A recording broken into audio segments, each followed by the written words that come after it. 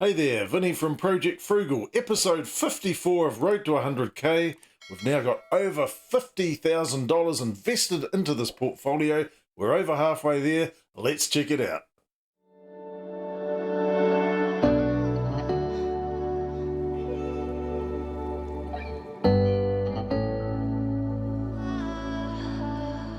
Straight into it. It's only been 5 days since the last Road to 100k update, and that's because we've been running late, but we got another video coming out on Wednesday, which is another 3 days away, when we will finally be caught up back to where we were. Things have been busy in my world, so hence the reason for a bit of a delay in some of these updates. But another $1,000 invested in Denise's portfolio. We got $46,871.87. And in the wallet, there's over $3,265.97. So add those together, and we've got, how much have we got there? Let's have a look. We've got $50,131 all up. So that's good. So comparing it with the last episode that we had on this particular thing, the total portfolio was down $4,891. This time, literally only 5 days later, we're down $3,869. So we've put on an extra $1,000 in only 5 days, which is amazing. So 20% of the losses have been recovered in only 5 days. So that's what the market can do. And there's a couple of reasons for that. The market was going down because the Reserve Bank of New Zealand, they mentioned something along the lines of we're going to hold on to the interest rates or the official cash rate a bit longer. Market didn't like that, clearly. And then there was some good news out of the US, which the market did like. So, yeah, swings and roundabouts as it goes. So, yeah, so we've got maybe another payment on Wednesday. We will put another $1,000 into the portfolio, which will go straight into the wallet. So the wallet will be $4,200 roughly, not including any other dividends that may come up in that time. I don't think there's any coming up in the next 3 or 4 days. $4,300, so we're probably another couple of weeks after that, when we've cracked the $5,000 mark, we'll be looking to actually put that money to work. We'll be getting a $15 Sharesies plan, utilizing the plan, probably utilizing the auto invest feature. So we're literally paying $15 to invest $5,000. Now that's a good deal as far as I'm concerned. So it's a better deal than what they had actually, but it does require a different method of investing. Rather than getting paid, investing straight away, just holding on to the money, waiting till you've got enough to make it financially viable. So if we've got $5,000, we get the $15 plan, we put the $5,000 into an auto invest, or we just invest the whole lot as it is, $5,000. We're paying $15, so that's 0.3% fees. If you ordinarily buy the shares just on the market, if we had $100, we just bought some shares, it would cost 1.9%. So a huge difference in fees just by being a bit patient. Now, since the last wallet top-up, back on the 6th of June, if we fast forward a couple of weeks, well, yeah, that one was a bit late there, this one on the 27th of June, but that's okay, because we are back on track. So there have been some dividends paid out in that period, and the last dividend paid out was on the 28th of June for $47.98 for Westpac Banking Corporation. So that's always helped the portfolio as well. Let's go and have a look at the charts on Sharesies just to see what it's looking like.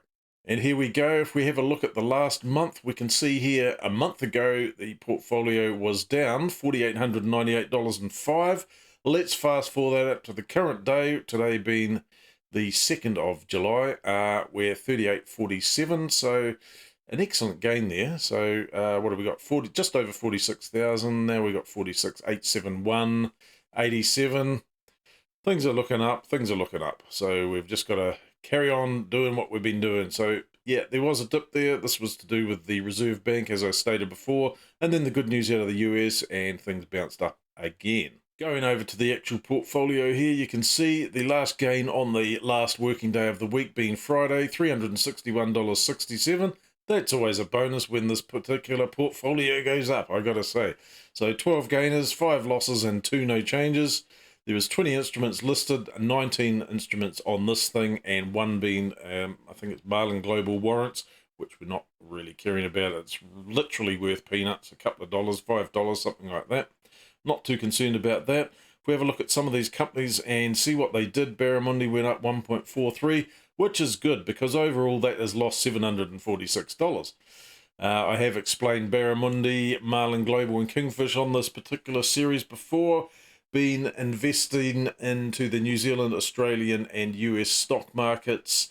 Basically, yeah, they're intermediaries and they buy stocks as they see fit, and hopefully they would produce a profit, but yeah, in this case, they haven't been doing too flashily in the last year and a half, 2 years. Never mind, we're not going to be selling them. We'll be holding them and probably not at this stage putting any more money into them.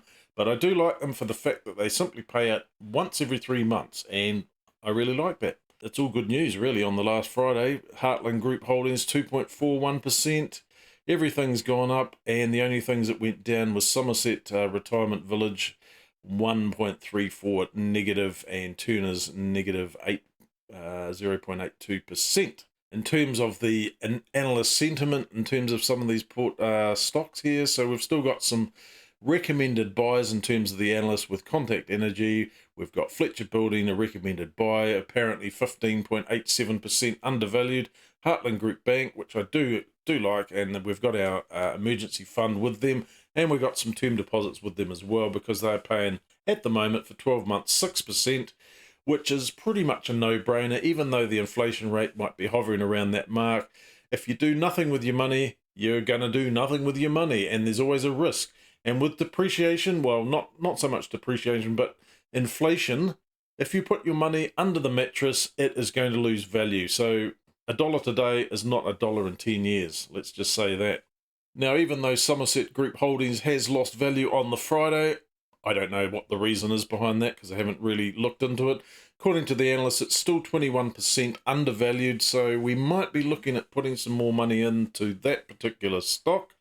It doesn't pay out a lot in terms of the dividend yield. It's 2.29%. That's the annual trailing dividend yield, I believe, but it's still recommended as a buy, so we're probably going to be targeting what the analysts recommend in terms of Somerset, Turner's. What else have we got here? We've got Fletcher Building and we've got Contact Energy. Those are the best looking stocks at the moment, according to the analysts, in terms of what the market value is currently, what the market is projecting that it's going to be worth for those particular stocks. Let's go and have a look at the dividends. So we'll go into the show dividend summary there, and so we've finished the month of June there. We're actually up, well, almost $2, well, $1.50, something like that. So a pretty good effort, because we do know that in July we're going to have $166.39. Compare that with $75.47 from July last year. That's a definite improvement. So at least June is up, May was up, April was up. Everything has been up because we have been putting more money into this portfolio. So you can reasonably expect that over time, everything is going to go up as you put more funds into the portfolio. Any of the funds that we get from the dividends they go straight back into investing. They go back into buying more stocks, more shares, and producing yet even more dividends. So we've now cracked the $3,000 mark in terms of dividends that have been paid out, even though the portfolio is negative almost $4,000. If we do nothing with this particular portfolio, at the moment we should be getting anywhere from $1,600 to $2,000 a year. Even if the stock price goes up or it goes down, that's what we should be expecting. Hopefully we'll be getting more than that. Anyway, we'll carry on with that. Nothing to see here. So hopefully by the end of the the calendar year, we should be getting up to the $2,000 mark. Let's go back. Let's go back again. And let's go and have a look at the NZX50 charts. There's nothing to show on the share allocations because nothing's changed in that area. You can see here the week has gone up, the fortnight has gone up, the month has just ballooned up right at the end, which has been fantastic. And the 6 months, well, it's tracking back up again. So it's going to go up, it's going to go down, it's going to carry on as it does. And there we have it. That about wraps it up for this episode. Over $50,000 invested. Excellent progress. We're over halfway there. Okay, yeah, the portfolio's still down a little bit, but it will recover and we'll just keep on doing what we've been doing. And eventually, in the next couple of years, we're going to get there. So thanks for sticking around. Thanks for watching. Don't forget to like, subscribe, leave a comment down below, and have a great day. Catch you later.